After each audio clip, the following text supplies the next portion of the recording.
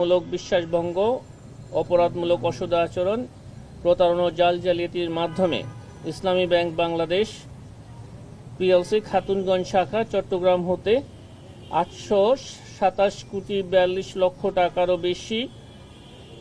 টাকা আত্মসাৎ সহ বিনিয়োগকৃত অর্থের প্রকৃত উৎস ও প্রকৃতি গোপন করার জন্য হস্তান্তর, স্থানান্তর এবং রূপান্তরের মাধ্যমে মানি লন্ডারিং সংক্রান্ত অপরাধের প্রমাণিত হওয়ায় জনাব আহসানুল আলম, সাবেক চেয়ারম্যান ইসি কমিটি এবং পরিচালনা পর্ষদ, ইসলামী ব্যাংক বাংলাদেশ, প্রধান কার্যালয় ঢাকা, জনাব মোহাম্মদ আরিফুল ইসলাম চৌধুরী, ব্যবস্থাপনা পরিচালক, সেঞ্চুরি ফুড প্রোডাক্ট লিমিটেড সহ 52 জনের বিরুদ্ধে আরও একটি মামলা রুজু হয়েছে। অভিযোগ সংশ্লিষ্ট জনাব নুরুন নবী চৌধুরী শাওন, সাবেক সংসদ সদস্য, বোলা 03, সংসদ সদস্য হিসাবে দায়িত্ব পালনকালে জ্ঞাত আয়ের উৎস বহির্ভূত 51,09,00,000 টাকারও বেশি মূল্যের সম্পদ অর্জন এবং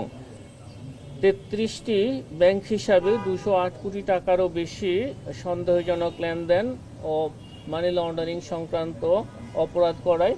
তার বিরুদ্ধে দুর্নীতি দমন কমিশন আইন 2004, মানি লন্ডারিং প্রতিরোধ আইন 2012 এবং দুর্নীতি প্রতিরোধ আইন 1947 সংশ্লিষ্ট ধারায় আজ একটি মামলা রুজু করা হয়েছে। অভিযোগ সংশ্লিষ্ট জনাব নুরুন নবী চৌধুরীর স্ত্রী মিসেস ফারজানা চৌধুরী কর্তৃক 2,20,00,000 টাকারও বেশি জ্ঞাত আয় বহির্ভূত সম্পদ অর্জনের প্রাথমিক তথ্যাদি পাওয়ায় তার প্রতি দুর্নীতি দমন কমিশন আইন 2004-এর 26(1) ধারায় সম্পদ বিবরণী দাখিলের আদেশ জারির সিদ্ধান্ত গৃহীত।